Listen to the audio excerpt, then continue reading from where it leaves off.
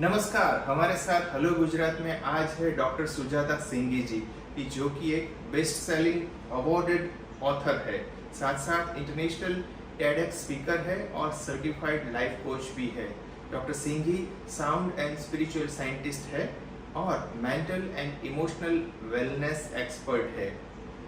आप ह्यूमैनिटेरियन है जो spreading the Vedic wisdom. You are a humanitarian who is spreading Vedic wisdom globally. You are confirmed with 5 doctorate and 1 DLit. Warm welcome. Thank you so much for bringing me on board. जी, तो आप सबसे पहले बताइए कि इस प्रकार spirituality में आपने कैसे कदम रखा when you started? The journey of spirituality, which I would say, I think it begins at a time before we even realize it. Okay. And my journey started at the age of 7. जो मुझे समझ में आया कि मैं meditate करती हूँ. Before that, I did not know that I'm meditating. I used to see my father sitting in meditation and ask him, "What are you doing?" अच्छा. And he would tell me, "You just sit next to me and be calm. That's it." Because he never explained to me what is meditation. He believed that I have to experience it, Right. and then I will know. And I guess meditation is something which came to me naturally. But at the age of 7, I realized I was meditating. And over the years, there were some episodes which happened at age 12, which made me understand life in a bigger horizon. And as I continued my education, I was understanding things in a different way.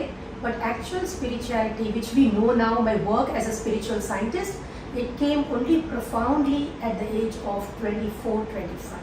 Okay. And how your journey of writing best-selling books started? Here we have Reclaim Your Riches and Power of Sound. You have written many books. Yeah, actually this has been a beautiful journey because I used to write a lot, especially in our school magazines. We used to have school magazines. So I used to write, and from my 3rd standard I remember they were getting printed. Okay. In the form of poems, the little stories, and I used to enjoy writing it. And again I would say thanks to my parents, because both of my parents were very voracious readers. And in our house we always had a huge library. So sitting with books, understanding the importance of books in life. And of course I would say we did not have digital media then. Okay. So we had a lot of time to sit and read books. That was our best time when we could read. And I always felt that I had something in me which I want to give. And that is the time when I started writing books. Okay. Compiling things together and writing books.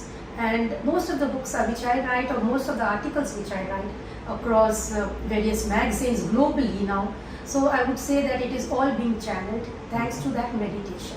Okay. So it is like I was being prepared at the grassroots level with my meditations, with my understanding of spirituality, and the ability to write, the skill to write. That made me an author, and that's where Power of Sound got the Boon to Mankind title from Shri Pranab Mukherjee when he was President of India. And it's got a number of awards globally, and all the people who are into spirituality, who are into sound as therapy, they are using this as an important reference. Okay. So that is where it has gone to now. And also Reclaim Your Riches, the book which has got more than 17 awards as to what I can remember now. It's also got the Asian Best-Selling Author Award, the Global Author Award, Rabindranath Tagore Award, then Munshi Premchand Award, it's got Sahitya Samman Award. So yes, it's got all this, but again I would say, if you have it in you, you write it down, the divine is there to guide you. And that is what happened. So true. You have been to international TEDx speaker. You are invited on different international platforms as guest, as speaker, as mentor, and you are also addressing retreats, spiritual retreats for Indians, for non-residential Indians, and for foreigners. So what you basically deliver them in your retreats? This is a very important question, I guess, because it connects to my mission. The mission is joyous living. Like as a founder of Divine Soul Sound, which was, I couldn't say it was my passion to do something, which turned into a big movement now, I can say, because there are many people who are getting associated globally. In the retreats, I try to bring out the ancient wisdom that India holds.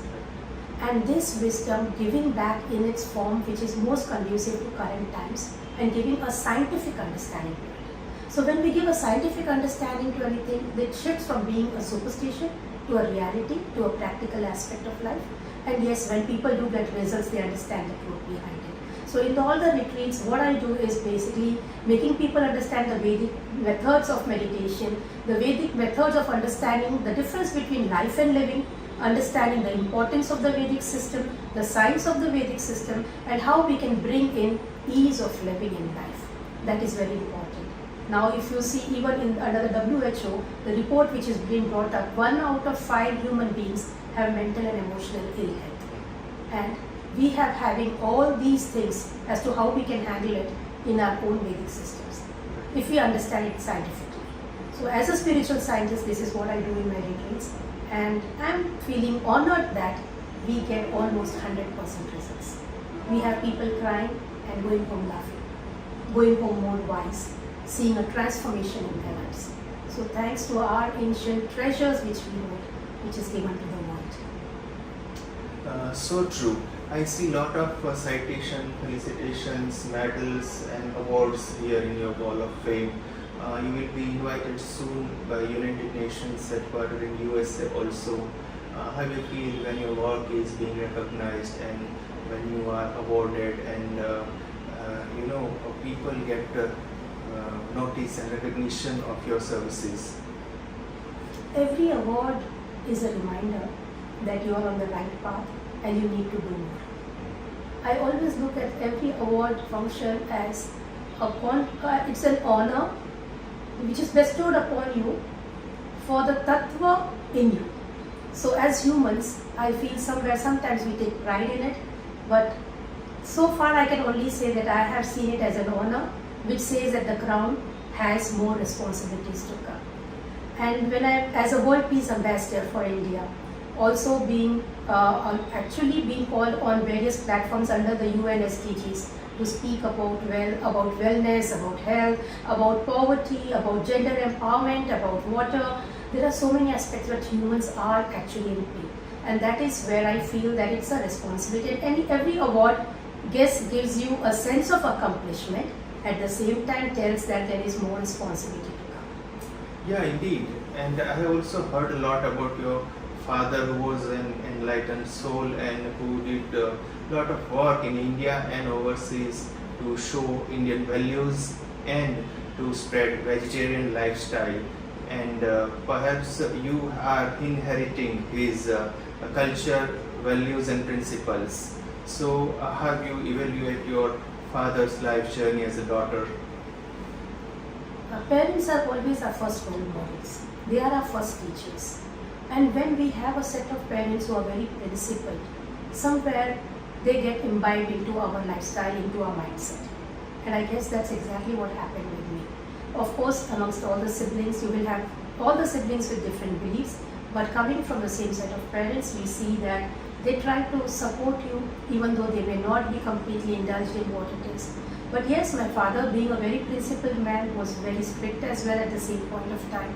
He had his ways of doing things, but what I could see it, like today when he is no more and when I'm talking about him, I can remember that he was such a perfectionist. He was such a person that who thought that living by principles is most important, living by discipline was very important, and also his most important message would always be valuable to yourself and others. Don't try to get value from others, because he always believed in giving, and he would say, in giving you receive. And he always used to tell one thing, like we say in our mother tongue, that Fare joko sare, badu koko mare. That means the one who moves around serving people is the one who will lead a fulfilled life.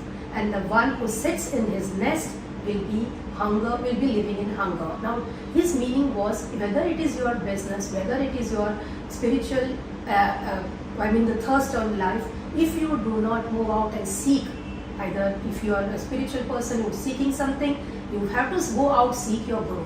You will not get something just like that.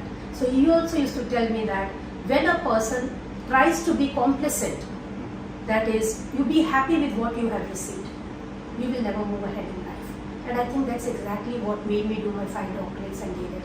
And I feel this is the beginning of the journey. So this is an important thing which I feel that he's left behind in his knowledge. Of course, there are lots of them. And in his autobiography, now it becomes a biography, of course, there will be lots which will be coming up. Now, of course, he is survived by yourself and your siblings, and with his blessings, you are shining out, and we wish you to get more success in its fullest endeavor. Before closing, I would like to share your contact details with the viewers so they can communicate with you. You can log on to www.sujatasinghi.com. I'm also there on the LinkedIn and all the social media platforms. And you can contact me on the number 98206 49229. I repeat, 98206 49229. Email sujatasinghi.com@gmail.com. Thank you very much. Thank you.